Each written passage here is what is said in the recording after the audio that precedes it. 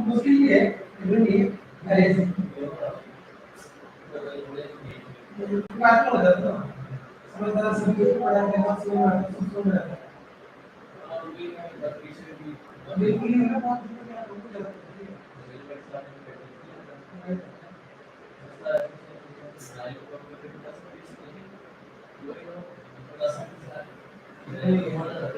Slow चला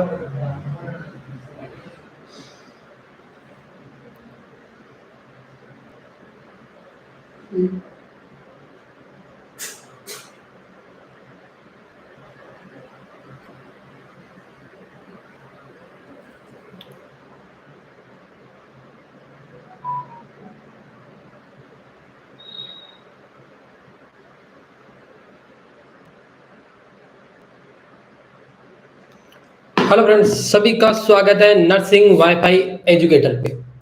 तो आज अपन डिस्कशन करने वाले हैं कुछ आपके इंपॉर्टेंट क्वेश्चंस के बारे में।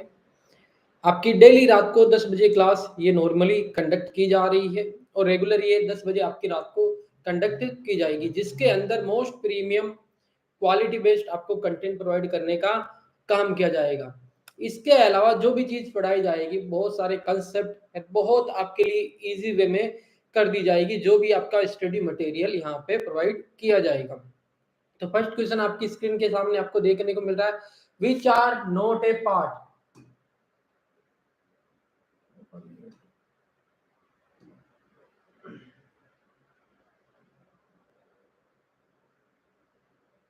हाँ, फर्स्ट क्वेश्चन है, which are not a part of alveolar cell present in alveoli. बहुत अच्छा क्वेश्चन है कि इनमें से कौन सा आपका एल्यूलर जो सेल होती है एल्यूलाई के अंदर, उसमें से कौन सा आपके एल्यूलर सेल्स नहीं है। Option A pneumocyte 1, option B pneumocyte 2, option C pneumocyte 3 और ऑप्शन डी मैक्रोफेज।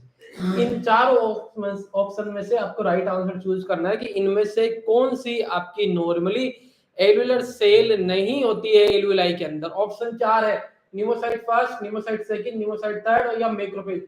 इनमें से कौन सी एल्यूलाई की सेल नहीं होती है। अगर अपन यहाँ पे डिस्कशन करें, अगर मैं यहाँ पे आपको इमेज बना के दिखाऊं एल्यूलाई की, थोड़ी सी देखना समझना।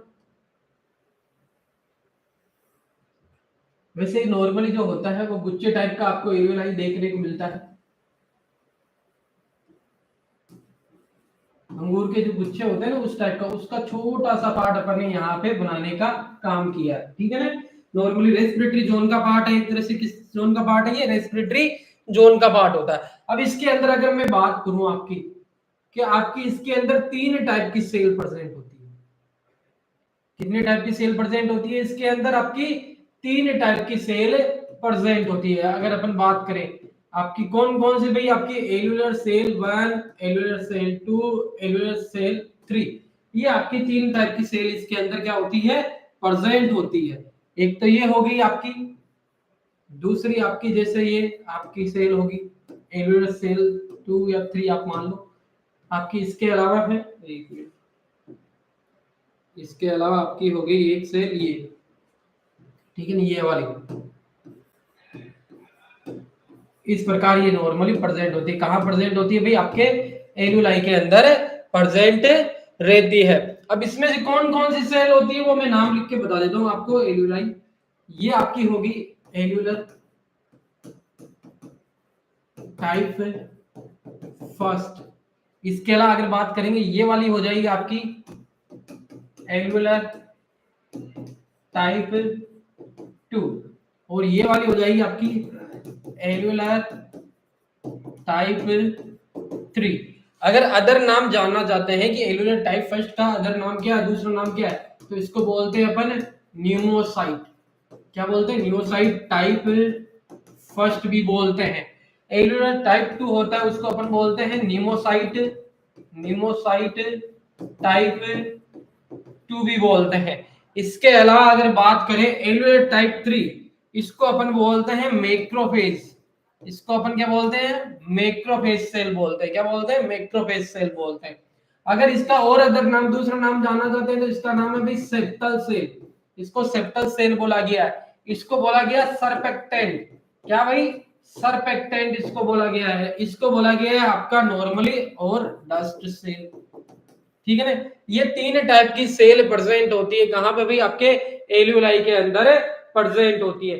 टाइप फर्स्ट जो सेल होती है न्यूमोसाइट टाइप फर्स्ट या एल्यूलर टाइप फर्स्ट होती है, वो क्या काम करती है, आपकी गैसियस एक्सचेंज का काम करती है। क्या काम करती है, आपकी गैसियस एक्सचेंज का काम करती है।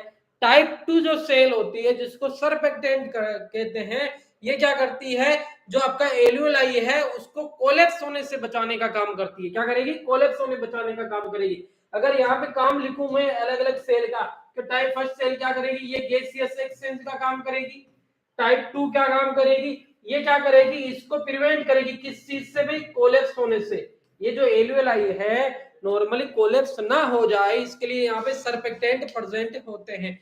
टाइप 3 मैक्रोफेज या डस्ट सेल क्या काम करती है, ये फेगोसाइटोसिस का काम करती है, फेगोसाइटोसिस का काम करती है।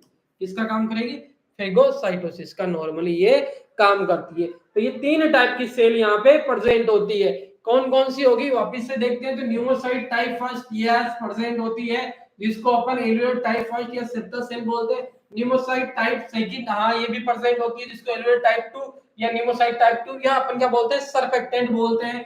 टाइप 3 ये कोई भी सेल नहीं होती है, उसका नाम क्या है थर्ड वाली सेल का, उसको बोलते हैं अपन एल्यूलर टाइप 3 या मैक्रोफेज या डस्ट सेल बोलते हैं, जो कि एल्यूलाई के अंदर प्रेजेंट होती है, जो कि फेगोसाइटोसिस का काम करती है। ये इसके अंदर सरफेक्टेंट प्रेजेंट होते हैं जो रिलीज करते हैं फास्फोलिपिड एंड लिपोप्रोटीन। क्या भाई, phospholipid and lipoprotein. Phospholipid lipoprotein में क्या प्रेजेंट होता है आपका, लेसिथिन, स्पिंगोमाइलिन, ग्लिसरीन, आपका नॉर्मली ये फॉस्फोडेक्टाइल, ये सारी चीजें प्रेजेंट होती है, जो क्या करती है नॉर्मली इस जो प्रेजेंट होता है, ये एक तरह से बलून नुमा स्ट्रक्चर होती है, कप नुमा स्ट्रक्चर होती है, इसको कोलैप्स होने से बचाने का काम करती है। कौन करती है भी, आपकी सरफेक्टेंट काम करती है। कौन करती है भाई, सरफेक्टेंट सेल काम करती है। तो ये आपका हो गया, इसमें राइट आंसर हो जाएगा ऑप्शन सी, न्यूमोसाइट टाइप 3 नाम की कोई भी सेल नहीं होती है, न्यूमोसाइट फर्स्ट और सेकंड होती है, टाइप 3 नाम से कोई भी सेल प्रेजेंट नहीं होती है। तो ये था अपना फर्स्ट क्वेश्चन। नेक्स्ट क्वेश्चन पे चलते हैं, इजी रहेगा, ज्यादा हार्ड नहीं है क्वेश्चन। नेक्स्ट क्वेश्चन ये रहा, क्वेश्चन देखते ही समझ में आ गया होगा, ठीक है ना। Syringe with needle cut should be discarded in, देखो syringe with needle cut should be discarded in, अगर सिरिंज विथ नीडल कट है तो इसको किस में डिस्कार्ड करेंगे, कौन से BMW जो आपका कलर कोड है उसके अंदर डिस्कार्ड करेंगे। किसके अंदर डिस्कार्ड करेंगे, येलो के अंदर डिस्कार्ड करेंगे, व्हाइट के अंदर डिस्कार्ड करेंगे, ब्लू के अंदर करेंगे या रेड के अंदर करेंगे। ये 4 कलर कोड होते हैं BMW सेग्रीगेशन के। किसके भाई, BMW सेग्रीगेशन के। आपको पता है BMW रूल कब आया था, कब आया था, 1998 को आया था, 20 जुलाई 1998 को आया था। अगर बात करें इसके अंदर कुछ सिनारियो के बारे में, तो 2016 के अंदर चेंजेस हुए थे। पहले 10 कैटेगरी थी इसके अंदर, क्या थी, 10 कैटेगरीज थी। फिर उसके बाद में 4 कलर कोड इसके हुए 2016 में। फिर 2018 में कुछ कलर कोड चेंज हो गए, वापिस से 4 ही रह गए कलर कोड तो इसके अंदर। लेकिन जो अभी रहे थे येलो, व्हाइट, ब्लू और रेड थे। उस टाइम कौन कौन से थे भाई, ब्लैक था, येलो था, आपका ब्लू था और रेड था, ठीक है ना। ये 4 कलर कोड थे 2016 में, 2018 में चेंज हुए। अभी तक वही 4 कलर कोड चल रहे हैं जो 2018 से आपके नॉर्मली है। अभी 4 कलर कोड के हिसाब से अपन क्या करते हैं, सेग्रीगेशन का काम करते हैं। कई बार एग्जाम के अंदर ये भी क्वेश्चन पूछा जाता है कि कौन से कलर कोड वाले नॉर्मली या कौन से टाइप के वेस्ट है वो नॉर्मली BMW के अंदर नहीं आते, बायोमेडिकल वेस्ट के अंदर नहीं आते। तो नॉर्मली अगर अपन बात करेंगे कौन से कलर कोड वाले, एक तो जनरल कलर कोड होता है ना, आपका जनरल कलर कोड होता है, जैसे आपका ब्लैक हो गया, कौन सा, ब्लैक हो गया। ब्लैक कलर कोड वाले वेस्ट इसके अंदर नहीं जाएंगे, यानी जनरल वेस्ट वाले चीजें इसके अंदर नहीं जाएगी। अगली बात करेंगे तो रेडियो एक्टिव वेस्ट इसके अंदर नहीं जाएगा, ठीक है ना। ये अपन बात कर रहे हैं नॉट इंक्लूड, नॉट इंक्लूड की बात करेंगे, कौन से इंक्लूड नहीं। तब तक इस क्वेश्चन का आंसर करो आप सारे लोग, ठीक है ना, तब तक इस क्वेश्चन का आंसर करो। रेडियो एक्टिव वेस्ट नहीं जाएगा, ई वेस्ट नहीं जाएगा, आपका लीड एसिड बैटरीज नहीं जाएगी, लीड एसिड बैटरीज इसके अंदर नहीं जाएगी, ठीक है, ये सारा वेस्ट इसके अंदर नहीं जाएगा। निशा जी का आंसर आया बी, निशा जी का आंसर आया बी, ठीक है, जल्दी से कमेंट करो, बाकी लोग भी कमेंट करो। भाई सिंपल सा क्वेश्चन है, syringe with needle cut should be discarded in yellow, white, blue या रेड। 4 ऑप्शन आपके सामने, इसमें से राइट चूज करना है अपन को। थोड़ा सा ट्रिकी वाला क्वेश्चन है, मैंने बोला था ना जो अपने क्वेश्चन रहेंगे थोड़े से ट्रिकी वाले रहेंगे, अपन ट्रिक के साथ भी समझेंगे, अपन चीजों को कॉन्सेप्ट वाइज भी समझने का काम करेंगे। जैसे पिछली क्लास में पूरी लगभग सारी जितने भी क्वेश्चंस थे उसके जो एक्सप्लेनेशन थे वो सारे के अपन ट्रिक के थ्रू समझे थे। अब अपन क्या करेंगे, कंसेप्ट के थ्रू समझेंगे, और जो चीज माइनर चीजें होती है ना उनको भी क्या करेंगे अपन गलत होने से बचाने का काम करेंगे। देखो 3-4 टाइप के क्वेश्चंस होते हैं सिरिंज से रिलेटेड। एक पूछा जाता है कि सिरिंज कौन से कलर कोड में डिस्कार्ड करेंगे, एक पूछा जाता है सिरिंज विथ नीडल कौन से कलर कोड में डिस्कार्ड करेंगे, एक क्वेश्चन पूछा जाता है syringe with needle cut, needle cut ये कौन से कलर कोड में डिस्कार्ड होगा। फिर एक क्वेश्चन पूछा जाता है syringe wrapper of syringe, wrapper of syringe with needle, यानी एक तो ये हो सकता है, नहीं तो रेपर ऑफ सिरिंज, दोनों लगभग सेम क्वेश्चन ही है, ठीक है ना। तो ये अलग अलग टाइप के क्वेश्चन पूछे जा सकते हैं कि कौन से कलर कोड में डिस्कार्ड करना है। देखो सिरिंज का पूछ सकते हैं, सिरिंज विद नीडल का पूछ सकते हैं, सिरिंज विद नीडल कट का, रेपर ऑफ सिरिंज विद नीडल या रेपर ऑफ सिरिंज, ये कौन से कलर कोड में डिस्कार्ड करेंगे। भाई इन क्वेश्चन को अच्छे से देखना, छोटी सी गलती आपको नुकसानदायक हो सकती है। हिमांशी जी का भी आंसर बी है, ठीक है ना, निशा जी का भी आंसर बी है। अभी देख लेते हैं, सिरिंज अपन डिस्कार्ड करते हैं रेड के अंदर, सिरिंज विथ निडल होती है, ठीक है ना, जो फिक्स होती है, फिक्स निडल जो होती है नॉर्मली, उसको अपन डिस्कार्ड करते हैं व्हाइट के अंदर। अब क्वेश्चन है सिरिंज विथ निडल, लेकिन निडल क्या हो गई है, कट कर दी है अपन ने। अब क्वेश्चन थोड़ा सा चेंज हो गया, सिरिंज विथ निडल कट, क्यों सिरिंज में फिक्स थी निडल, सिरिंज में फिक्स थी निडल, लेकिन निडल को कट कर दिया है, क्या कर दिया है, कट कर दिया है, ठीक है ना। कटर जो था नॉर्मली जो व्हाइट फंक्शन प्रूफ में रहता है उसके साथ में ऐसे क्या कर दिया, इसको कट कर दिया है। तो बची क्या, जब निडल ही कट हो गई तो अपने पास में बचा क्या, ओनली उसका सिरिंज वाला पोर्शन ही बचा है। तभी तो बोला क्वेश्चन को अच्छे से देखना है और अच्छे से आंसर करना है। तो सिरिंज विथ निडल अगर कट आ जाए तो अपन को क्या आंसर करके आना है, इसका रेड कलर कोड के अंदर डिस्कार्ड करेंगे। किसके अंदर करेंगे भाई, रेड कलर कोड के अंदर, क्योंकि नॉर्मल जो सिरिंज थी उसकी निडल को अपन ने कट कर दिया है, तो बचा क्या अपने पास में, सिरिंज, तो आंसर जाएगा रेड। रेपर, रेपर के बारे में पूछ रहे हैं, ऑफ सिरिंज विद निडल या सिरिंज, कुछ भी आए नॉर्मली किसको डिस्कार्ड करने की बात हो रही है, रेपर को। तो जनरल जो वेस्ट होता है उसके अंदर जो कलर कोड होते हैं उसके अंदर कर सकते हैं ब्लैक आ सकता है कलर कोड, या ब्लू, या आपका नॉर्मली क्या हो सकता है, ग्रीन, ठीक है ना, उसके बारे में आ सकता है। अगर ब्लू ग्रीन है तो ब्लू में, नहीं तो एक ही ऑप्शन है ब्लैक, तो ब्लैक के अंदर डिस्कार्ड करने का काम करेंगे। तो ये क्वेश्चन थे आपके कुछ बीएमडब्ल्यू से रिलेटेड, किससे, बीएमडब्ल्यू से रिलेटेड। चलो एक और आपसे क्वेश्चन पूछता हूं, ठीक है ना, एक और क्वेश्चन पूछता हूं, मुझे आंसर करके बताना। आपने नॉर्मली क्वेश्चन ये है आपका, यहां पे लिखता हूं क्वेश्चन, बीएमडब्ल्यू से रिलेटेड ये इंपॉर्टेंट क्वेश्चन है, ये याद रखना। तो एक क्वेश्चन आपका ये है नॉर्मली, क्यों जो आपका पेस मेकर होता है, नहीं तो ऐसे लिखना बॉडी इम्प्लांट मेटेलिक, ये किसके अंदर डिस्कार्ड करेंगे। एक क्वेश्चन तो ये हो गया, एक क्वेश्चन तो ये हो गया, इसका आंसर करना है। दूसरा आंसर करना है मेटेलिक चीजें किसके अंदर जाएगी, ठीक है ना। ये 2 क्वेश्चन हो गया, एक क्वेश्चन हो गया बॉडी इम्प्लांट मेटेलिक किसके अंदर जाएगा, और अगला क्वेश्चन हो गया मेटेलिक। पहले फर्स्ट क्वेश्चन का आंसर करके बताओ कि बॉडी इम्प्लांट मेटेलिक है वो किसके अंदर डिस्कार्ड करेंगे, बॉडी इम्प्लांट मेटेलिक किसके अंदर डिस्कार्ड करेंगे, जल्दी से कमेंट करके बताओ इसका आंसर। बॉडी इम्प्लांट मेटेलिक किसके अंदर डिस्कार्ड करेंगे, ऑप्शन ये 4 है आपके सामने, ऑप्शन है 4 आपके सामने वापिस से। उसका हो गया, वो समझा दिया मैंने। ये सिरिंज वाला पोर्शन इतना क्वेश्चन पूछ सकते हैं, ठीक है ना, और बार बार पूछ जाता है। अब आपको क्वेश्चन का आंसर देना है बॉडी इम्प्लांट मेटेलिक। जो बॉडी में इम्प्लांट किया जाता है मेटेलिक, उसको किसके अंदर डिस्कार्ड करेंगे। दूसरा क्वेश्चन है, दूसरा क्वेश्चन क्या है भाई, मेटेलिक। तो एक करके आंसर करना, फिर दो करके आंसर करना। आप सभी लोगों को क्या करना है, एक करके आंसर करना, फिर दो करके आंसर करना है, ठीक है ना। बॉडी इम्प्लांट मेटेलिक किसके अंदर डिस्कार्ड करेंगे। तो अगर कोई भी बॉडी इम्प्लांट मेटेलिक पूछा जाता है तो वो जाएगा किसके अंदर भाई, ब्लू के अंदर। ब्लू के अंदर, ब्लू है पानी, पानी है कि पानी किस में लेके आते हैं, ग्लास में। किसमें, ग्लास में। तो जितने भी ग्लास प्रोडक्ट भी होते हैं ना आपके, ग्लास कौन से, जिसके अंदर मेडिकेशन चीजें रहती है, एनएस की ग्लास बोतल हो गई, एम्पुल हो गए, वाइल्स की ग्लास हो गई, तो जितने भी ग्लास होते हैं ब्रोकन हो या ऐसे हो, तो नॉर्मली उसको डिस्कार्ड करते हैं ब्लू के अंदर। किसके अंदर, ब्लू के अंदर। और बी से ब्लू और बी से बॉडी इम्प्लांट मेटेलिक, बी से ब्लू, बी से बॉडी इम्प्लांट मेटेलिक भी किसमें जाएगा, ब्लू के अंदर जाएगा।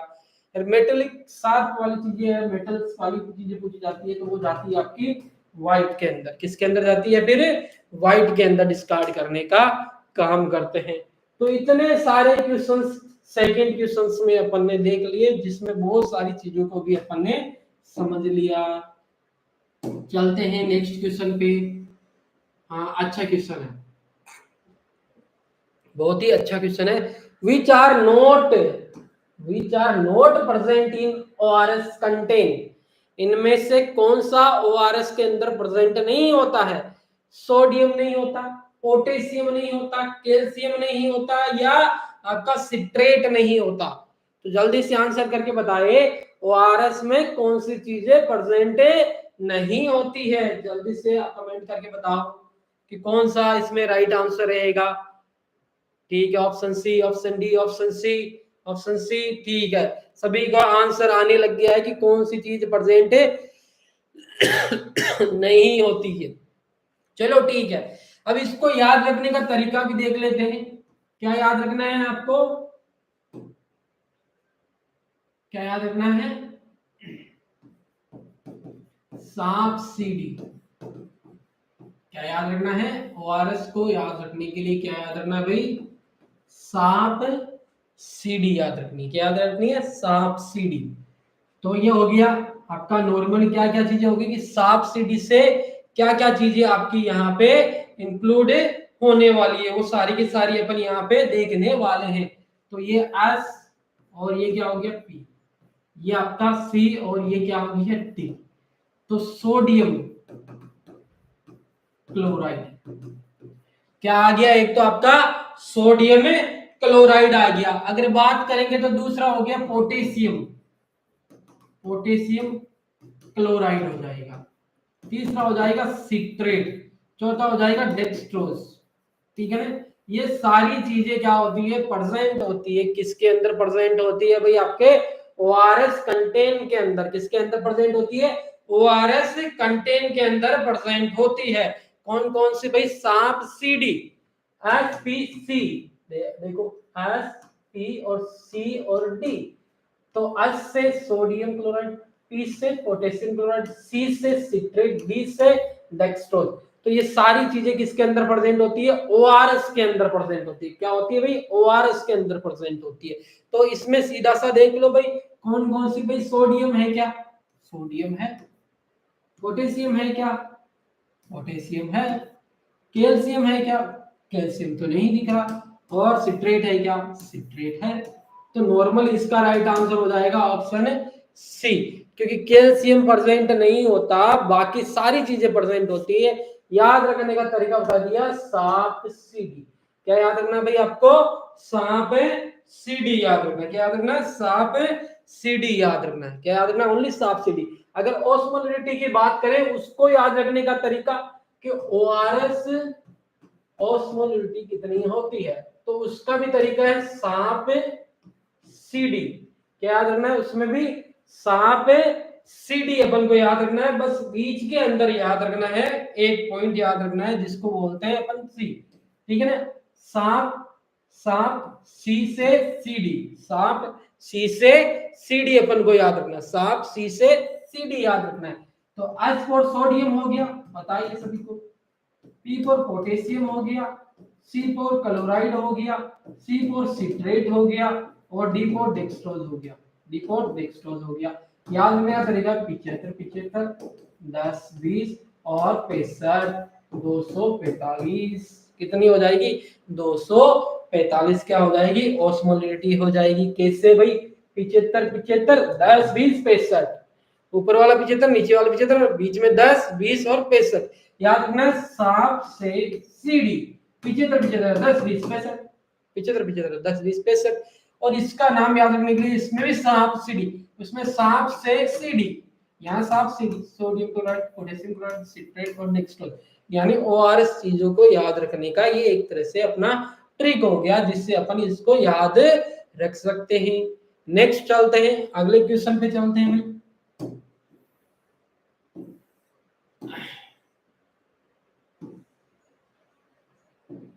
ये भी अच्छा क्वेश्चन है भाई, आपका थोड़ा सा गलत हो गया इसमें, लिखने में मिस्टेक हो गई, टाइपिंग में मिस्टेक हो गई, तो इसको अवॉइड कीजिए। सीक्वेंस ऑफ, क्वेश्चन क्या है मैं कहना चाहता है, PP kit, sequence of PP kit Dunning,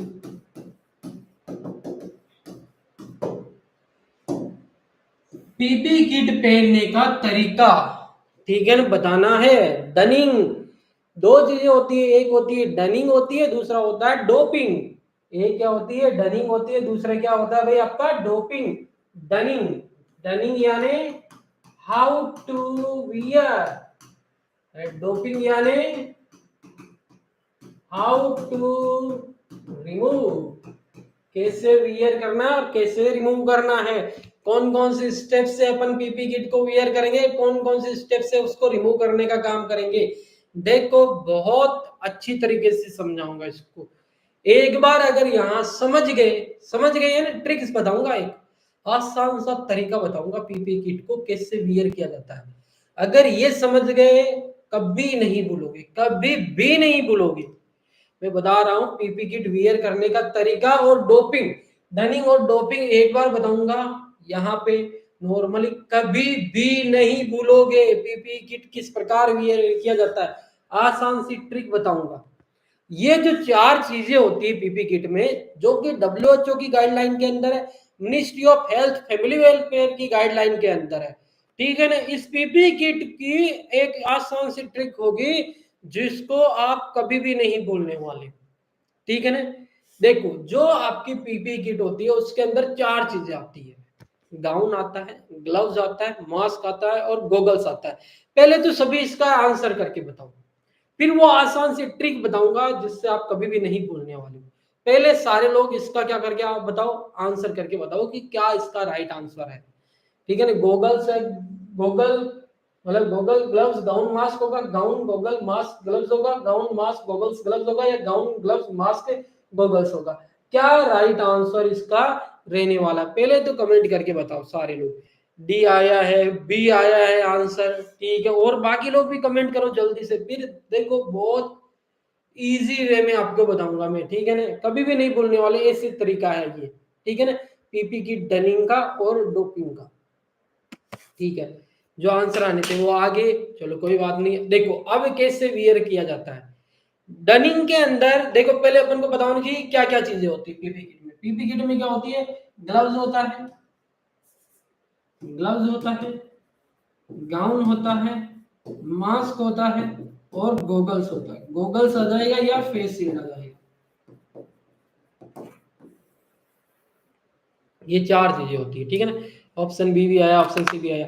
अब याद रखने का तरीका क्या है भाई? डनिंग करने का, डनिंग का मीनिंग कौन कौन सी स्टेप से वियर किया जाता है, डोपिंग यानी कौन कौन सी स्टेप से रिमूव किया जाता है। याद करने के लिए क्या करना है, जैसे बचपन में जब होमवर्क करके नहीं जाते थे अपन स्कूल के अंदर, तो क्या किया जाता था? हाथ खड़े करा दिए जाते थे। क्या करा दिए जाते थे? हाथ खड़े करा दिए जाते थे। तो आज भी आपको वही चीज करनी है, अपने हाथ खड़े करने हैं। आज हाथ खड़े कर लिए तो नोट सेट और आरआरबी में कभी भी हाथ खड़े नहीं करोगे। आंसर करके आओगे एकदम। तो हाथ खड़े करने हैं, हाथ खड़े करना है। अब अपन को पहनने का तरीका समझना है। पहनने का तरीका क्या भाई, चार चीजें ये रही, चार चीजें अपने पास में, चार चीजों को अपन को यहां से नीचे से ऊपर की तरफ लेके जाना है वियर करते हुए। हाथ खड़े कर लिए, वियर करते हुए नीचे से ऊपर की तरफ जाना है।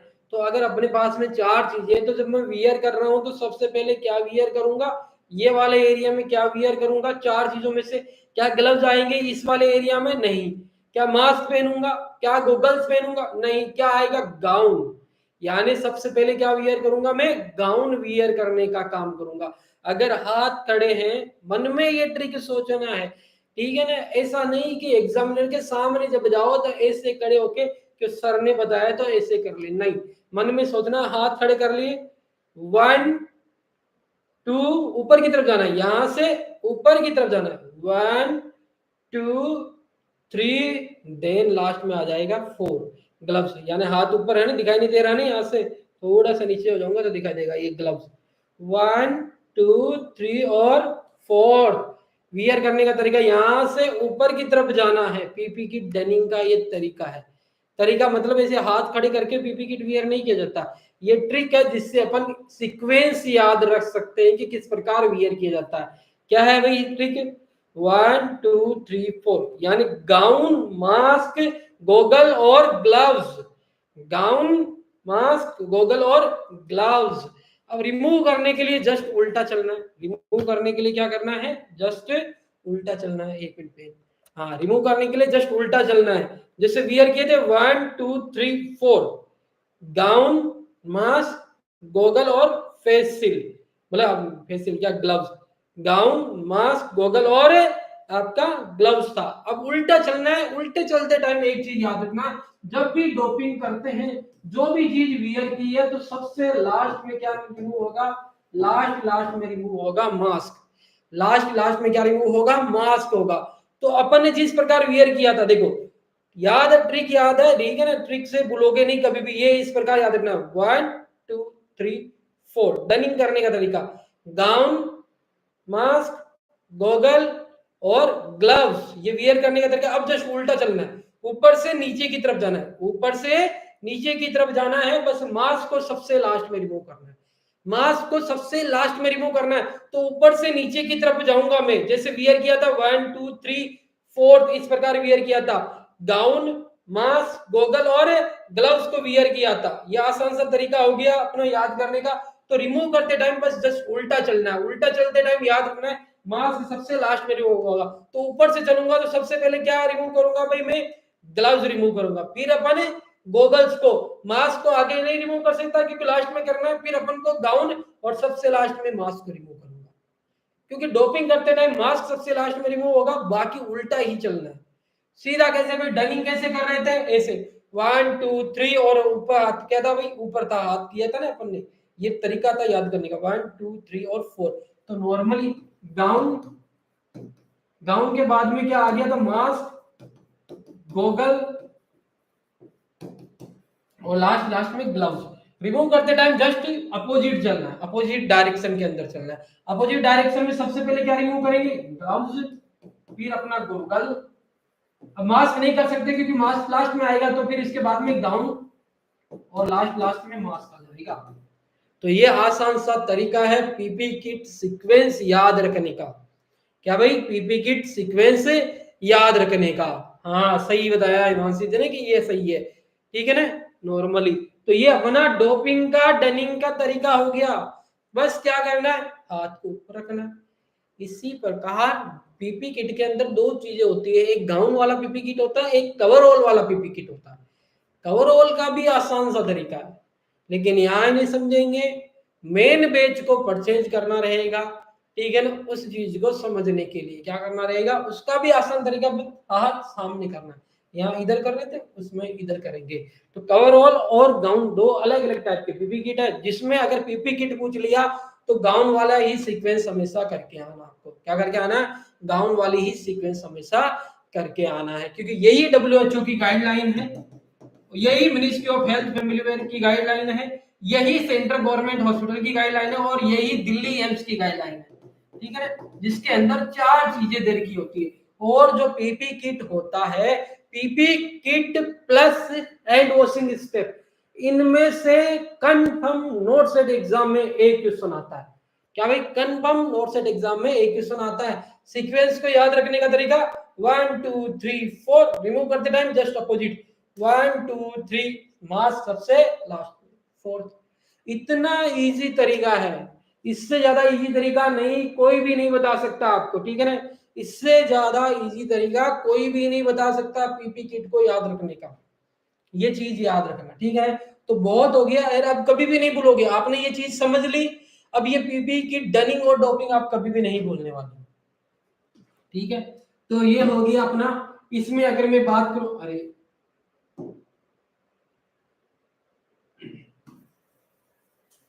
पीपी किट, पीपी डनिंग, ठीक है ना। तो इसका राइट आंसर गाउन नहीं, ये नहीं है, कहाँ गया यार, वापिस इसको हटाना पड़ेगा, नहीं तो कोई स्क्रीनशॉट लिख के ऐसे बना देगा है कि इसका मीम बना देंगे। मीम बनाने वाले बहुत है यहाँ पे, है मार्केट के अंदर घूम रहे। तो गाउन, मास्क, गॉगल और ग्लव्स, ये राइट आंसर है, ठीक है ना। गाउन, मास्क, गॉगल और ग्लव्स, ये क्या है, एक तरह से राइट आंसर है। सर शू कवर, देखो वैसे डब्ल्यूएचओ की गाइडलाइन, मिनिस्ट्री ऑफ हेल्थ की गाइडलाइन में जो 4 चीजें आती है ना, उसमें शू कवर नहीं है। लेकिन अगर शू कवर इसके अंदर ऑप्शन में आ जाता है, शू कवर अगर ऑप्शन में आ जाता है, तो shoe cover wear first, remove first. चलना वैसे ही है, चलना वैसे ही है, हाथ खड़े कर लिए, नीचे से स्टार्ट करेंगे तो नीचे से शू कवर पहनेंगे, फिर अपन पहनेंगे गाउन पहनेंगे, फिर मास्क पहनेंगे, फिर अपन गॉगल्स पहनेंगे और लास्ट में ग्लव्स पहनेंगे। रिमूव करते टाइम बस 2 चीजें याद रखनी है। अब मास्क सबसे लास्ट में, शू कवर सबसे पहले। शू कवर निकालिए, फिर उल्टा चलेंगे, फिर आपका ग्लव्स हो जाएगा, गॉगल्स हो जाएगा, गाउन हो जाएगा, लास्ट में मास्क हो जाएगा। तो शू कवर का जब आ जाता है तो शू कवर ऑप्शन में रहता है, तो वियर भी फर्स्ट और रिमूव भी फर्स्ट करेंगे अपन। इस प्रकार इस चीज को याद रख सकते हैं। तो ये था अपना क्वेश्चंस जो अपन ने समझ लिया है। नेक्स्ट क्वेश्चन पे चलते हैं।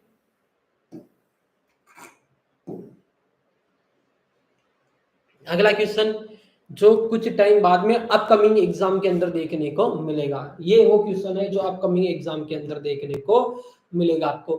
Which is light sensitive vaccine, इनमें से कौन सी भाई आपकी लाइट सेंसिटिव वैक्सीन है, इनमें से कौन सी आपकी लाइट सेंसिटिव वैक्सीन है। कुछ टाइम बाद में ये देखने को मिलेगी, याद रखना अपकमिंग एग्जाम में देखने को मिलेगी ये question, which is light sensitive vaccine. क्योंकि 2 चीजें अपडेट हुई थी, 2 चीजें अपडेट हुई थी, सेक टेस्ट और लाइट सेंसिटिव वैक्सीन इम्यूनाइजेशन के अंदर। तो सेक टेस्ट का क्वेश्चन 3 बार एग्जाम में पूछ लिया गया है। सीआरई के अंदर है, नोट सेट के अंदर 2 बार, नोट सेट के अंदर और भी 3, मतलब 3 से ज्यादा बार पूछ लिया गया है सेक टेस्ट। तो बचा कौन सा, लाइट सेंसिटिव। लाइट सेंसिटिव जल्दी से जल्दी आपको एग्जाम में देखने को मिलेगी। ऑप्शन है BCG, MMR, OPV, option A and आपका बी, ऑप्शन बी एंड सी। क्या राइट आंसर रहने वाला है, क्या राइट आंसर रहने वाला है, कौन सी आपकी लाइट सेंसिटिव वैक्सीन होती है। अभी आगे एक और क्वेश्चन आएगा, हीट सेंसिटिव रेसिस्टेंस, वो वाला क्वेश्चन, तो वो भी अपन डिस्कशन करेंगे। तो ये बताओ मुझे कौन सी इसमें से लाइट सेंसिटिव वैक्सीन है, इनमें से कौन सी आपकी लाइट सेंसिटिव वैक्सीन होती है, जल्दी से बताओ। आपका बीसीजी होती है, एमएमआर होती है, ओपीवी होती है, ऑप्शन ए एंड बी होता है, ऑप्शन बी एंड सी होता है। इनमें से क्या राइट आंसर रहने वाला है, जल्दी कमेंट करके बताओ, ठीक है ना। अपकमिंग एग्जाम का क्वेश्चन है, अपकमिंग नर्सिंग एग्जाम क्वेश्चन, मतलब 1 या 2 साल के अंदर, मतलब लास्ट 1 साल के अंदर ही मान लो, 1 साल के अंदर किसी ना किसी एग्जाम में ये देखने को मिल जाएगा, ठीक है ना। Which is a light sensitive vaccine, ठीक है ना। ऑप्शन सी आया है भाई, किसका आया ऑप्शन सी, मोहम्मद जालिस, अमडी जालिस जो है उनका आया है। और भी बाकी लोग भी कमेंट करो, जल्दी से कमेंट करो, ठीक है ना, टाइम कम है, बहुत सारे क्वेश्चन है जिसको डिस्कशन करना बाकी है। जल्दी से कमेंट करके बताओ, इस क्वेश्चन का आंसर कमेंट करो जल्दी से, कौन सी लाइट सेंसिटिव वैक्सीन होती है, ठीक है, लाइट सेंसिटिव वैक्सीन होती है। बस एक ही कमेंट, बाकी लोग जल्दी से बताओ। लाइट सेंसिटिव वैक्सीन कौन सी होती है? हिमांशी जी का आया ऑप्शन डी। ठीक है, ए एंड बी वाला ऑप्शन हो गया इनका। और बाकी लोग कमेंट करो जल्दी से, लाइट सेंसिटिव वैक्सीन कौन सी होती है, क्योंकि बहुत इंपॉर्टेंट है, अपकमिंग नर्सिंग एग्जाम के लिए इंपॉर्टेंट क्वेश्चन है।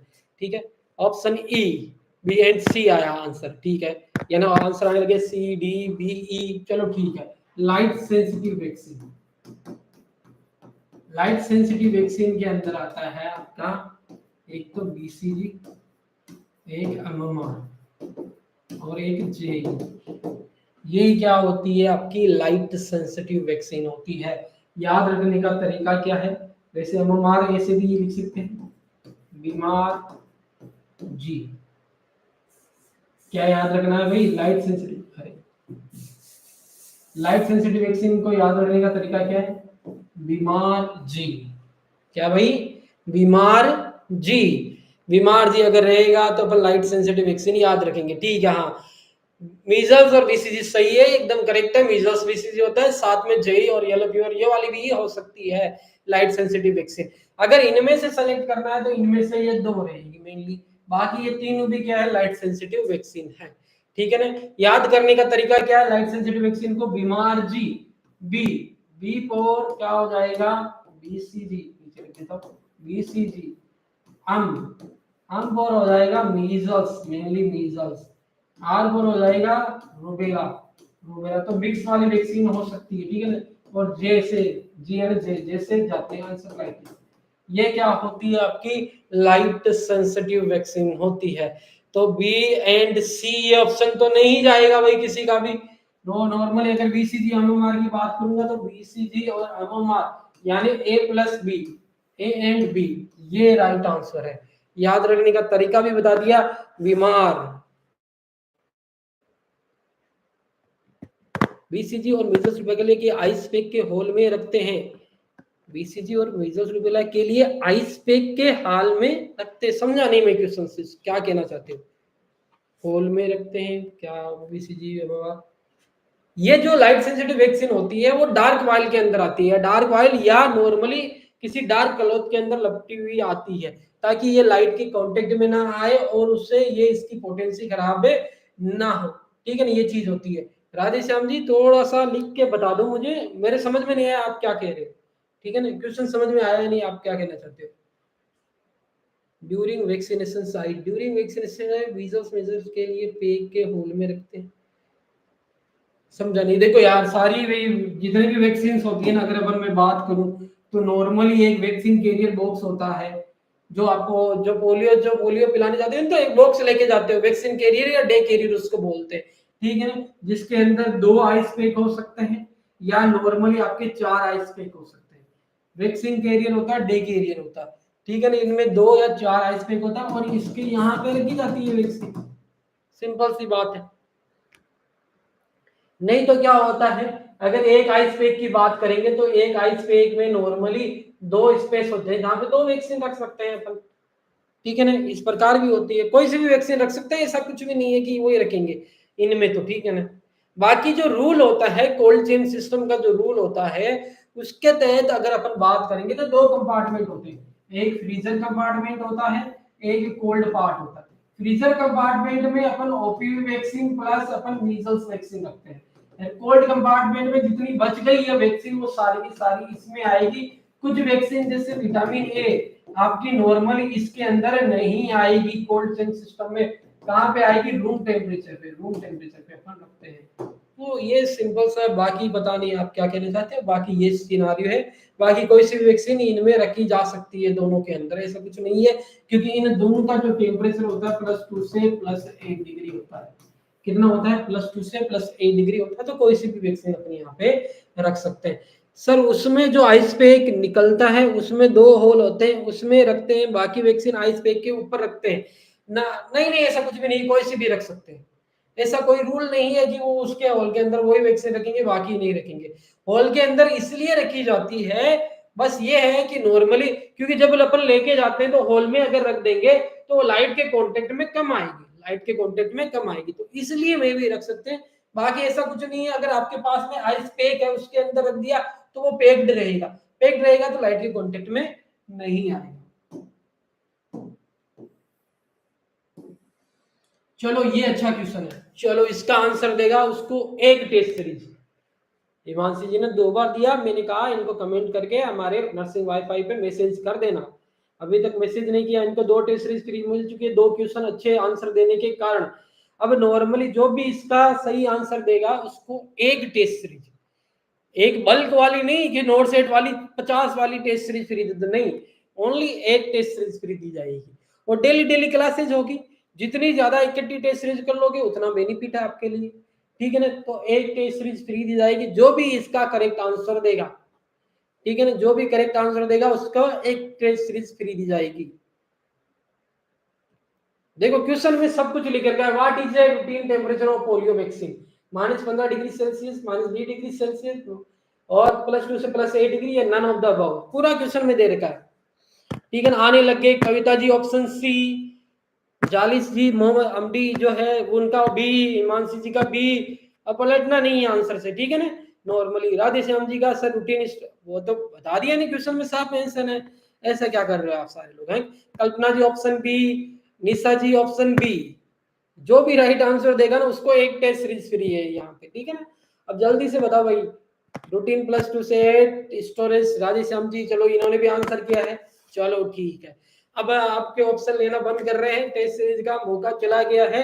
बस 2 लोगों के करेक्ट आंसर है, एक कविता जी का, दूसरा राधे श्याम जी का, दोनों को एक एक टेस्ट सीरीज फ्री मिलेगी नर्सिंग वाईफाई एजुकेटर की तरफ से, ठीक है ना। रजनी जी का भी आ गया, ठीक है, इनको भी दे देंगे, एक एक मैसेज कर देना नर्सिंग वाईफाई एजुकेटर पे, या इसमें कमेंट कर देना, या नॉर्मली जो लिंक है डिस्क्रिप्शन में जाके डायरेक्ट ज्वाइन कर लेना, आपको प्रोवाइड कर दिया जाएगा, मैसेज जरूर कर देना एक बार, ठीक है ना। उसके बाद में तो देखो क्वेश्चन पूछा गया है रूटीन टेम्परेचर किसी भी वैक्सीन का, अब सुन लो अच्छे से, किसी भी वैक्सीन का, अच्छे से सुन लेना वापिस से, किसी भी वैक्सीन का रूटीन टेम्परेचर पूछे तो +2 से +8 डिग्री आएगा।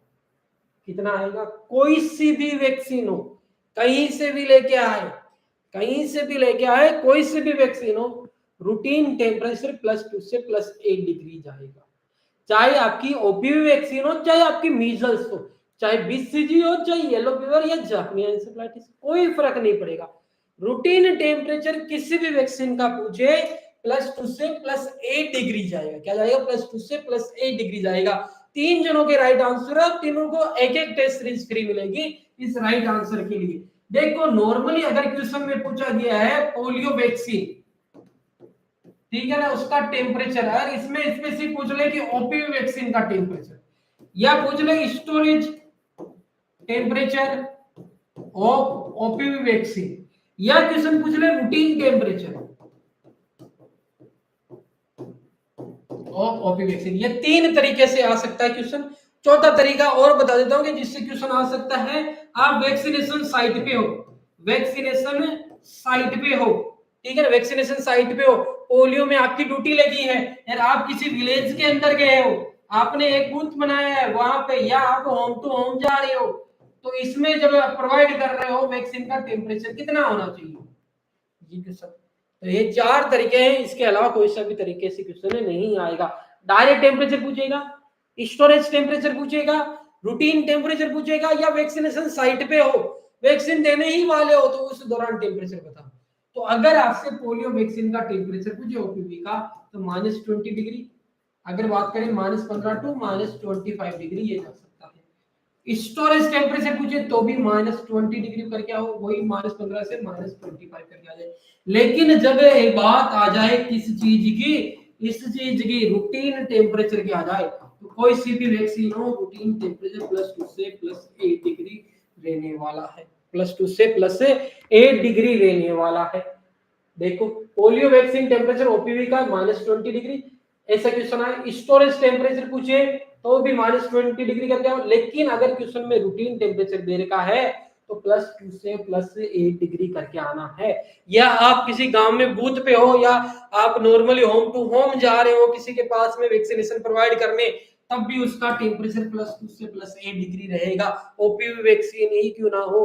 क्योंकि यार -20 डिग्री मेंटेन करना फ्रीजर की बात होती है। किसकी बात होती है? फ्रीजर की बात होती है।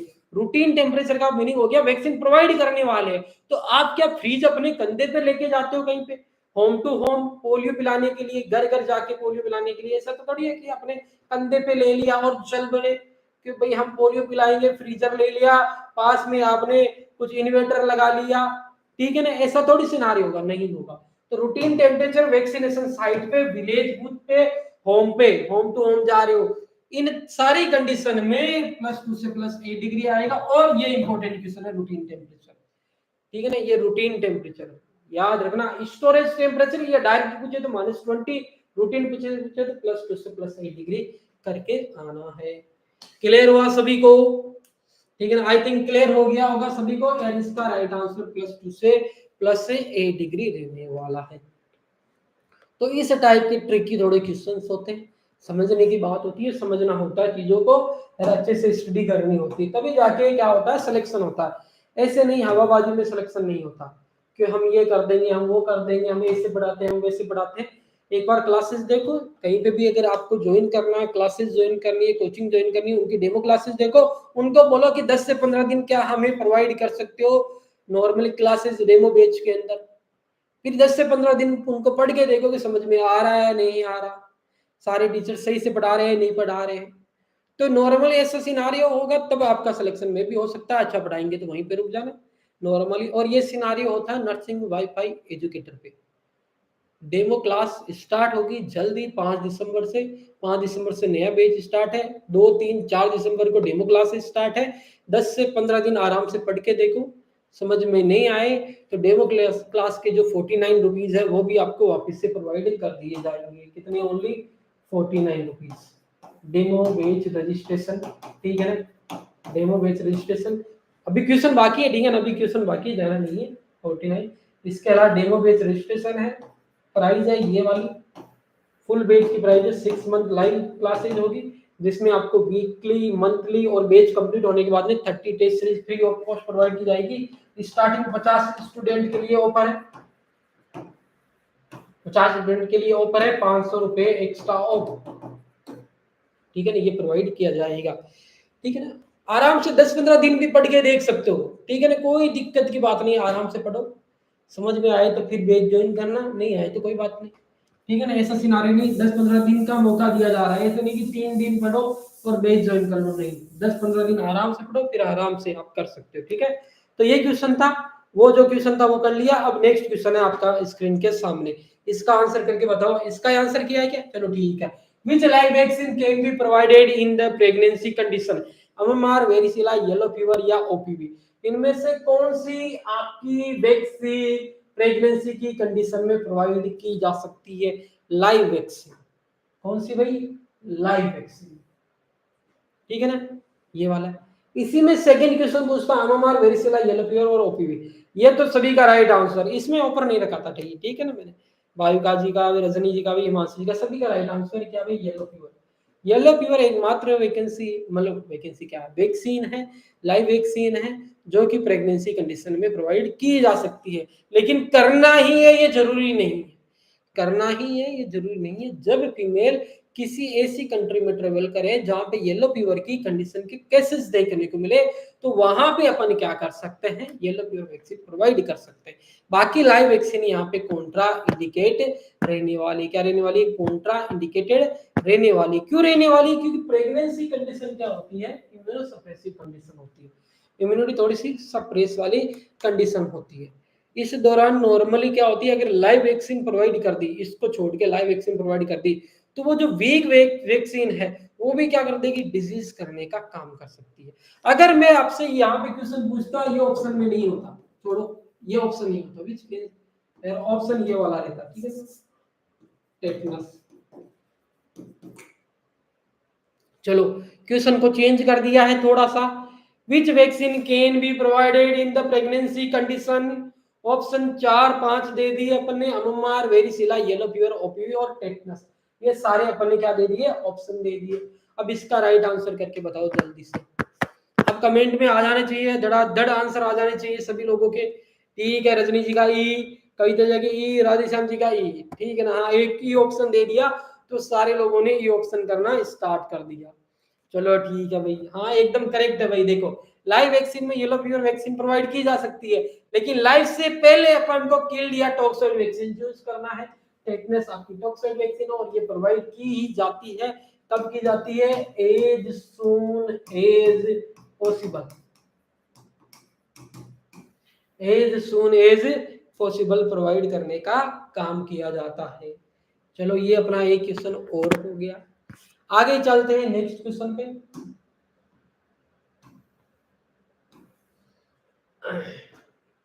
सेग test use for the which vaccine assessment. ठीक है ना, मैंने बोला था ना दो टॉपिक ऐड हुए हैं, एक सेग टेस्ट ऐड हुआ है, दूसरा आपका कौन सा लाइट सेंसिटिव वैक्सीन ऐड हुआ है।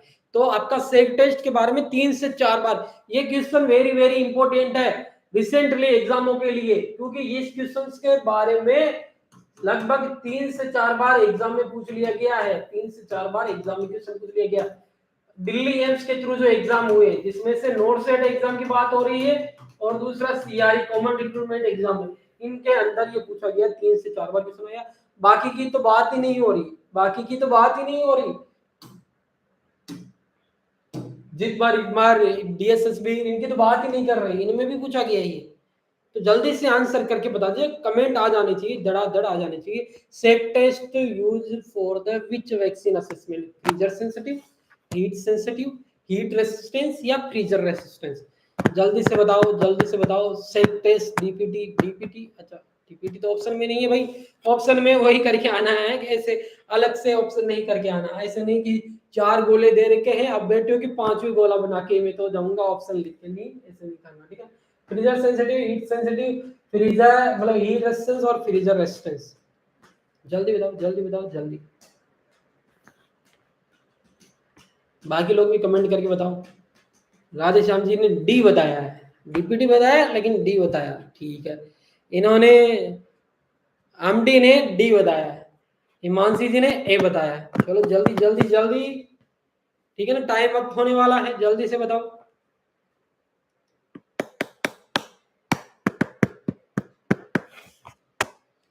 जल्दी बताओ, जल्दी। कल भी क्लास रहने वाली है। कल आपको 3 टेस्ट सीरीज मिलने का मौका मिल सकता है। 3 इस प्रकार के क्वेश्चन प्रोवाइड किए जाएंगे कल। तो अपनी टेस्ट सीरीज इकट्ठे करते रहो। मुझे सबके नाम पता है कौन कौन जो नॉर्मली एक एक टेस्ट सीरीज जीता है, नॉर्मली कितनी टेस्ट सीरीज होगी, तो वो आप हमें मैसेज कर सकते हो, ठीक है ना। व्हाट्सएप पे मैसेज कर देना 7790809338। बहुत जल्द बिगेस्ट अनाउंसमेंट भी होने वाला है यहाँ पे, बहुत जल्द, ठीक है ना। ऑप्शन डी ए, ठीक है ना। इतने लोग, चलो कोई नहीं, ठीक है ना। किसी को टेस्ट सीरीज परचेज करनी है, किसी को मेन बैच परचेज करना है, किसी को क्रैश कोर्स परचेज करना है, या किसी भी चीज के रिगार्डिंग इंक्वायरी करनी है कि पढ़ाई कैसे करनी है, सिलेक्शन कैसे होगा, तो इस पे व्हाट्सएप मैसेज करना है, फोन नहीं करना। क्या करना है? व्हाट्सएप मैसेज करना है। सारी चीजें आपको प्रोवाइड कर दी जाएगी, सारी चीजें बता दी जाएगी किस प्रकार पढ़ना है। जो लोग कोचिंग कर लिए हैं उनके लिए भी सजेशन प्रोवाइड किए जाएंगे, जो कोचिंग नहीं किए उनके लिए भी सजेशन प्रोवाइड किए जाएंगे, सारी चीजें होगी। तो चलो ठीक है। सेक टेस्ट, सेक टेस्ट, सेक टेस्ट किया जाता है फ्रीजर सेंसिटिव वैक्सीन के लिए। सर पीडिया वाले सर की भी आप कल ही लगा देते हैं, आप बोलते होता है कि यहीं पे अवेलेबल है, कल लगा देंगे। मालव सर की लगा देंगे, ठीक है ना, दीपक सर की लगा देंगे। और बोलो कौन से टीचर चाहिए है कि नॉर्मल जो अवेलेबल है वही टीचर्स हैं कि बाकी टीचर्स इधर उधर से उठा नहीं सकते। इतनी बड़ी संस्था नहीं है हमारी यहाँ के नामी लोगों को उठा ले, लेकिन ऑफलाइन ऑनलाइन में उनका कोई भी यूज नहीं है, नहीं, ठीक है ना। अब मैं ज्यादा तो नहीं बोलूंगा। देखो एक होता है यूट्यूबर, है क्या, यूट्यूब के लिए जो टीचर बना है, एक होता है ऑफलाइन ऑनलाइन के लिए जो टीचर्स बना है, ठीक है ना। अब आपको अगर मेन बैच परचेज करना है तो ऑनलाइन ऑफलाइन वाले ही टीचर सबसे बेस्ट रहेंगे आपके लिए, ठीक है ना। यूट्यूब वाले टीचर्स थोड़े से कम भरोसे लायक हैं, जो बहुत फेमस भी हो गए और मतलब की बात नहीं है कि यस सर, ठीक है। डी इसका राइट आंसर रहेगा फ्रीजर सेंसिटिव। क्या रहेगा? Freezer sensitive. अरे राधेश्याम जी, फ्रीजर रेजिस्टेंस नहीं रहेगा। डीपीटी ठीक है, डीपीटी वैक्सीन के लिए करते हैं, लेकिन वो फ्रीजर सेंसिटिव यानी खराब हुई है या नहीं हुई है, इस चीज को चेक करने के लिए किया जाता है। रेसिस्टेंस चेक करने के लिए नहीं किया जाता, उसकी सेंसिटिव को चेक करने के लिए किया जाता है। राधेश्याम जी को तो पढ़ा रखा है कि फिर भी गलत आंसर कर रहे हैं तो कैसे चलेगा राधेश्याम जी, है ये छोटी छोटी गलतियां और 1000 रैंक पीछे ऐसे चल जाता है कि। वैसे राधेश्याम जी होशियार भी है और जॉब भी लग चुकी है आई थिंक, है कि। बाकी देखते हैं, ठीक है ना।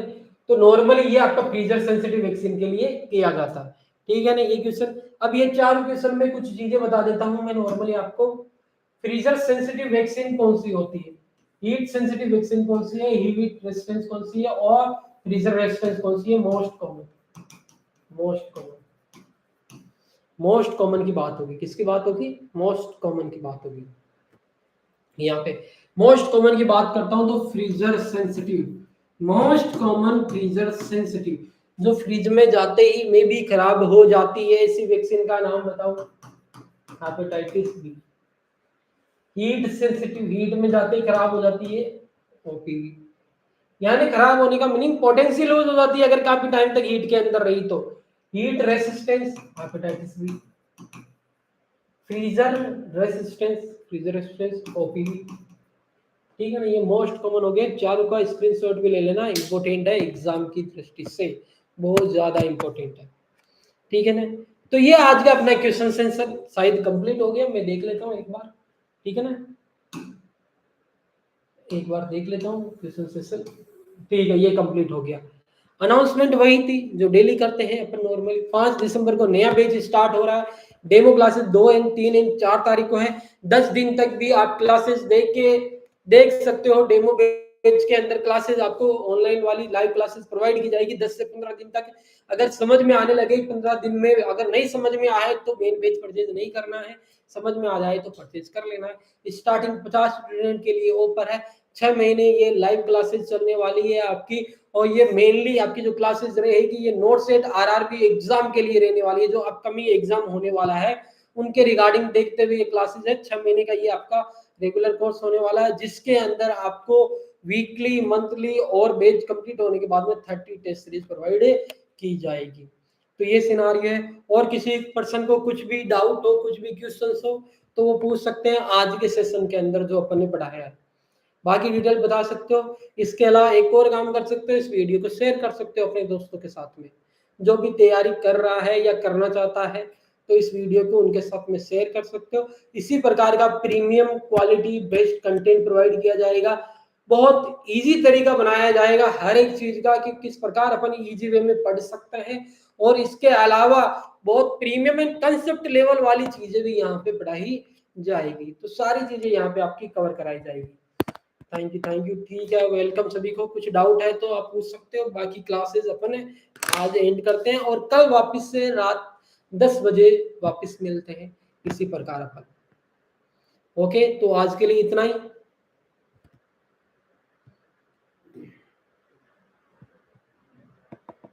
और जो भी पर्सन, हाँ एक चीज, जिसके भी राइट आंसर थे ना आज के दिन, मुझे पता है नाम तो पता है, जैसे राधेश्याम जी हो गए, हिमांशु जी हो गए, ठीक है ना, सभी को, जालिद जी हो गए, उन सभी को एक टेस्ट सीरीज प्रोवाइड की जाएगी।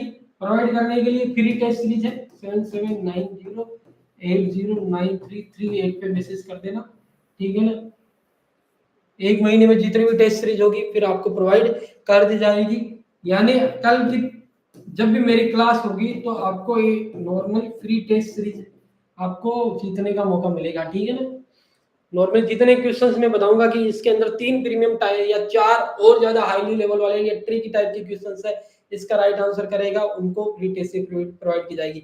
और एक बार में एक ही राइट आंसर करना है, ठीक है ना। 2 बार एक क्वेश्चन के 2 आंसर किए तो वो अमान्य वोट हो जाएंगे। तो हर बार ऐसे फ्री टेस्ट सीरीज पर आपको प्रोवाइड कर सकते हैं, बस आपके ऊपर है, ठीक है ना, आपकी तैयारी किस प्रकार की है और अपनी तैयारी को कहाँ तक लेके जाना है, ठीक है ना। उस हिसाब से होगा आपका। नोट सेट 7 का भी जो अलॉटमेंट लिस्ट है वो भी प्रोवाइड हो चुकी है, मतलब आ चुकी है, आप सभी लोगों को पता होगा। इसके अलावा दिन ब दिन थोड़ी सी हाई लेवल बढ़ती जा रही है, तो आपको भी तैयारी उसी प्रकार करनी है सारे लोगों को, ठीक है ना। स्टडी क्या करनी है, उसी प्रकार करनी है। याद रखना, मैं बता रहा हूँ नोट सेट जो आएगा ये नेक्स्ट वाला अच्छी खासी वैकेंसी आएगी, ये याद रखना, बहुत ज्यादा वैकेंसी आने वाली। ये जो नेक्स्ट है 2025 के अंदर, 25 के अंदर जो दोनों और सेट होंगे ना, उन दोनों में से एक के अंदर बहुत अच्छी वैकेंसी आने वाली है, ठीक है ना, बहुत ज्यादा अच्छी वैकेंसी आने वाली है। तो अब इसका यूटिलाइज कर सकते हो, कैसे करना है कैसे नहीं करना है, कि जल्दी से नर्सिंग ऑफिसर बनना है नहीं बनना, उसके लिए प्रिपरेशन तो आपको ही करनी पड़ेगी मेनली। तो ठीक है, आज के लिए इतना ही, मिलते हैं नेक्स्ट क्लास में। अपने दोस्तों के साथ में जरूर शेयर करना है इस क्लास को। जय हिंद।